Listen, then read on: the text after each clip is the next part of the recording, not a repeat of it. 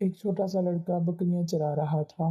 حضور صلی اللہ علیہ وسلم حضرت ابوبکر رضی اللہ تعالیٰ عنہ کے ساتھ جنگل میں تشریف لے گئے۔ اس لڑکے پر نظر پڑی، اس وقت آپ دونوں کو پیاس لگی ہوئی تھی۔ حضرت ابوبکر رضی اللہ تعالیٰ عنہ نے اس لڑکے سے فرمایا، برخودار، ہمیں بہت پیاس لگی ہے، اپنی کسی بکری کا دودھ دو کر ہمیں پلا سکتے ہو؟ اس نے کہا، بسم اللہ الرحمن الرحیم۔ ایک لڑکا بکریاں چرا رہا تھا۔ حضور نبی کریم صلی اللہ علیہ وسلم حضرت ابوبکر صدیق رضی اللہ تعالیٰ عنہ کے ساتھ جنگل میں تشریف لے گئے۔ اس لڑکے پر نظر پڑی، اس وقت آپ دونوں کو پیاس لگی ہوئی تھی۔ حضرت ابوبکر صدیق رضی اللہ تعالیٰ عنہ لڑکے کے نزدیک گئے اور اس سے فرمایا، برخودار، ہمیں بہت پیاس لگی ہے، اپنی کسی بکری کا دودھ دو کر ہمیں پلا سکتے ہو؟ وہ لڑکا چھوٹے سے قد کا تھا، اس کا رنگ گندمی تھا، اس کا جسم دبلا پتلا تھا۔ حضرت ابوبکر رضی اللہ تعالیٰ عنہ کی بات سن کر اس نے کہا، صاحبو، یہ بکریاں میری نہیں ہیں، ان کا مالک عقبہ بن ابی معیط ہے، اس کی اجازت کے بغیر کسی بکری کا دودھ آپ کو دینا امانت میں خیانت ہوگی۔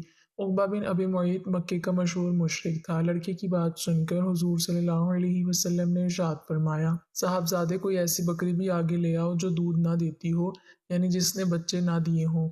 آپ صلی اللہ علیہ وسلم کی یہ بات سن کر اس لڑکے نے کہا، ایسی بکری تو ہے صحیح، لیکن آپ اس کا کریں گے کیا؟ حضور نبی کریم صلی اللہ علیہ وسلم نے فرمایا، تم لاؤ تو صحیح۔ چرواہے نے ایک بکری آپ کی خدمت میں پیش کی۔ حضور نبی کریم صلی اللہ علیہ وسلم نے اس کے تھنوں پر ہاتھ پھیر کر دعا مانگی، اللہ تعالیٰ نے آن کی آن میں اس کے تھن دودھ سے بھر دیے۔ حضرت ابوبکر صدیق رضی اللہ تعالیٰ عنہ دودھ دوہنے لگے، اس میں سے اتنا دودھ نکالا کہ تینوں نے خوب سیر ہو کر پیا۔ اس کے بعد حضور نبی کریم صلی اللہ علیہ وسلم نے دعا کی تو بکری کے تھن خشک ہو گئے اور پہلی حالت پر آ گئے۔ چرواہا یہ دیکھ کر بہت حیران تھا۔ یہ ماجرا دیکھ کر چرواہے نے حضور صلی اللہ علیہ وسلم سے عرض کی، یہ دعا مجھے بھی سکھا دیں۔ آپ صلی اللہ علیہ وسلم نے اس بچے کے سر پر دست شفقت پھیرا اور فرمایا، تم خود علم سکھانے والے پیارے بچے ہو، یعنی تم استاد بنو گے۔ اس کا دل آپ صلی اللہ علیہ وسلم کی محبت سے بھر گیا۔ پھر ایک دن وہ لڑکا آپ صلی اللہ علیہ وسلم کی خدمت میں حاضر ہوا اور بولا، اے اللہ کے رسول، مجھے بھی اپنی جماعت میں شامل کر لیں۔ آپ نے اس کی بات منظور کر لی، نہایت شفقت سے اس کے سر پر ہاتھ پھیرا اور فرمایا، تم تعلیم یافتہ لڑکے ہو۔ اس تعلیم یافتہ لڑکے کا نام حضرت عبداللہ بن مسعود رضی اللہ تعالیٰ عنہ ہے۔ حضرت ابن مسعود رضی اللہ تعالیٰ عنہ نے پہلی ہی ملاقات میں محسن اعظم کو پہچان لیا تھا اور پہچاننے کے بعد دامن رحمت میں پناہ گزین ہو چکے تھے۔ دن رات ایک ہی لگن تھی، محبوب صلی اللہ علیہ وسلم کی قربت اور ان کے ہر حکم پہ جانثار کرنے کا جذبہ۔ حضور اکرم صلی اللہ علیہ وسلم نے حضرت عبداللہ بن مسعود رضی اللہ تعالیٰ عنہ کو اپنے حلقہ خاص میں جگہ دی۔ یہ اتنا بڑا اعزاز تھا کہ وہ جتنا اس پہ غور کرتے ناز کرتے کم تھا۔ حضور صلی اللہ علیہ وسلم نے ان سے فرما رکھا تھا کہ تمہیں میرے گھر میں حاضر ہونے کے لیے اجازت طلب کرنے کی ضرورت نہیں، پردہ اٹھا کر اندر آ جایا کرو اور ہماری باتیں سنا کرو۔ حضرت ابن مسعود رضی اللہ تعالیٰ عنہ نے جس وقت اسلام قبول کیا، اس وقت قافلہ اہل حق میں نام لکھوانا کوئی آسان کام نہ تھا۔ مکہ آزمائش کی بھٹی بنتا جا رہا تھا۔ ابتلا و آزمائش کے نت نئے ہتھ کنڈے استعمال کیے جا رہے تھے، خوف و دہشت کی فضا پیدا ہو چکی تھی اور اس گھٹے گھٹے ماحول میں اسلام کا برملا اظہار جان جوکھوں سے کم نہ تھا۔ ایسے حالات میں حضرت ابن مسعود رضی اللہ تعالیٰ عنہ نے ایک روز اہل حق کو حیران کر دیا اور اہل باطل کے دلوں پر اپنے ایمان کی پختگی کا سکہ جما دیا۔ ایک روز مسلمان خانہ کعبہ میں بیٹھے تھے، ایک طرف قریش مکہ کی محفل جمی تھی، ابو جہل پورے ٹھاٹ سے محفل کی صدارت کر رہا تھا۔ جماعت مومنین میں یہ مسئلہ درپیش تھا کہ کون جا کر قریش کی مجلس میں بآواز بلند قرآن مجید کی تلاوت کرے گا۔ حضرت عبداللہ ابن مسعود رضی اللہ تعالیٰ عنہ نے اس عظیم فریضے کے لیے اپنی خدمات پیش کر دیں۔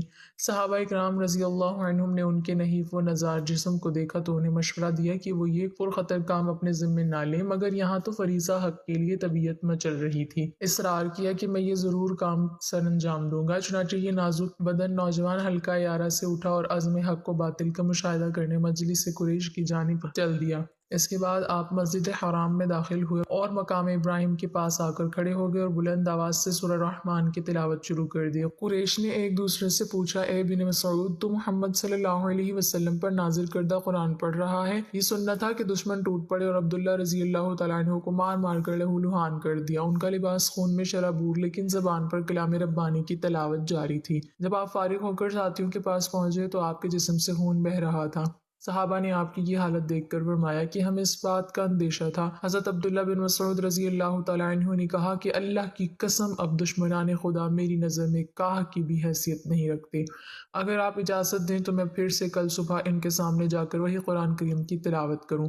سب نے روک دیا اور عرض کیا کہ آپ نے حق ادا کر دیا اور قریش کو وہ مقدس کلام سنا دیا جس کو وہ سننا نہیں چاہتے تھے۔ ابن مسعود رضی اللہ تعالیٰ عنہ نے درس گاہ نبوت سے ہی تعلیم حاصل کی، قرآن مجید کی تلاوت، شریعت الہیہ، قرآن فہمی، صحابہ اکرام رضی اللہ عنہم کے درمیان آپ کو خاص مقام و مرتبہ حاصل تھا۔ وقوف عرفہ کے دوران ایک شخص حضرت عمر رضی اللہ تعالیٰ عنہ کی خدمت میں حاضر ہوا اور عرض کی کہ اے امیر المومنین، اس وقت میں کوفہ سے آ رہا ہوں، وہاں ایک شخص اپنے حافظہ کی بنیاد پر قرآن مجید لکھوا رہا ہے۔ یہ بات سن کر حضرت عمر فاروق رضی اللہ تعالیٰ عنہ بہت غصے میں آ گئے کہ اتنے میں غصے میں آپ کو پہلے کبھی نہیں دیکھا گیا۔ آپ نے غضبناک ہو کر فرمایا کہ بتاؤ وہ کون ہے؟ اس شخص نے عرض کیا کہ وہ عبداللہ بن مسعود رضی اللہ تعالیٰ عنہ ہے۔ ان کا نام سن کر آپ کا غصہ ماند پڑ گیا اور ارشاد فرمایا کہ باخدا میرے علم میں اس وقت عبداللہ بن مسعود رضی اللہ تعالیٰ عنہ کو اس وقت قرآن فہمی میں سب سے اعلیٰ عرفہ مقام حاصل ہے۔ ایک رات نبی کریم صلی اللہ علیہ وسلم اور حضرت ابوبکر صدیق رضی اللہ تعالیٰ عنہ بیٹھے امت مسلمہ کے متعلق گفتگو کر رہے تھے اور حضرت عمر رضی اللہ تعالیٰ عنہ فرماتے ہیں کہ میں بھی انہی میں شریک تھا۔ اچانک نبی کریم صلی اللہ علیہ وسلم اٹھے اور ایک جانب چل پڑے۔ ہم بھی آپ صلی اللہ علیہ وسلم کے ساتھ چلنے لگے۔ کیا دیکھتے ہیں کہ ایک شخص مسجد میں کھڑا اونچی آواز میں نماز پڑھ رہا ہے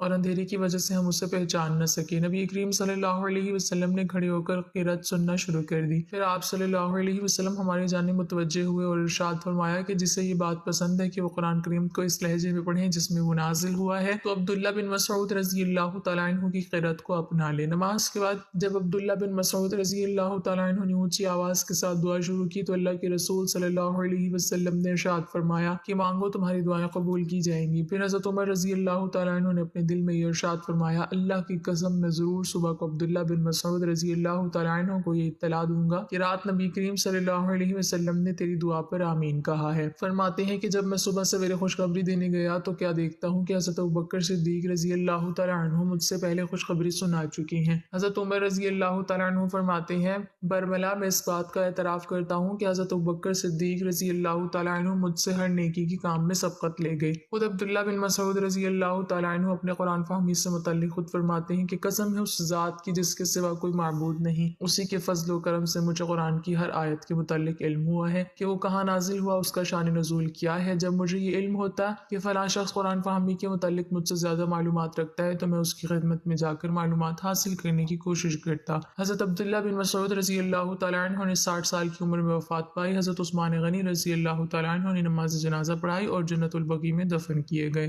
حضرت عبداللہ بن مسعود رضی اللہ تعالیٰ عنہ سرکار دو عالم صلی اللہ علیہ وسلم کے قریبی اور پسندیدہ ساتھیوں میں سے تھے۔ آپ سفر و حضر میں حضور صلی اللہ علیہ وسلم کے ساتھ رہے۔ حضور صلی اللہ علیہ وسلم نے ان سے فرما رکھا تھا کہ تمہیں میرے گھر میں حاضر ہونے کے لیے اجازت طلب کرنے کی ضرورت نہیں، پردہ اٹھا کر اندر آ جایا کرو اور ہماری باتیں سنا کرو۔ حضور اکرم صلی اللہ علیہ وسلم کی کچھ خاص خدمتیں ابن مسعود سے متعلق تھیں، مثلا جوتا مبارک اٹھانا، مسواک کو اپنے پاس رکھنا، آپ صلی اللہ علیہ وسلم کے آگے چلنا، نہاتے وقت پردہ کرانا، خواب سے بیدار کرنا وغیرہ۔ اللہ پاک ہمیں بہتر عمل کرنے کی توفیق عطا فرمائے اور ہمیں نیکوکاروں میں شامل کرے، آمین۔ ناظرین کمنٹ باکس میں اللہ تعالیٰ کے 99 ناموں میں سے ایک نام ضرور ٹائپ کریں۔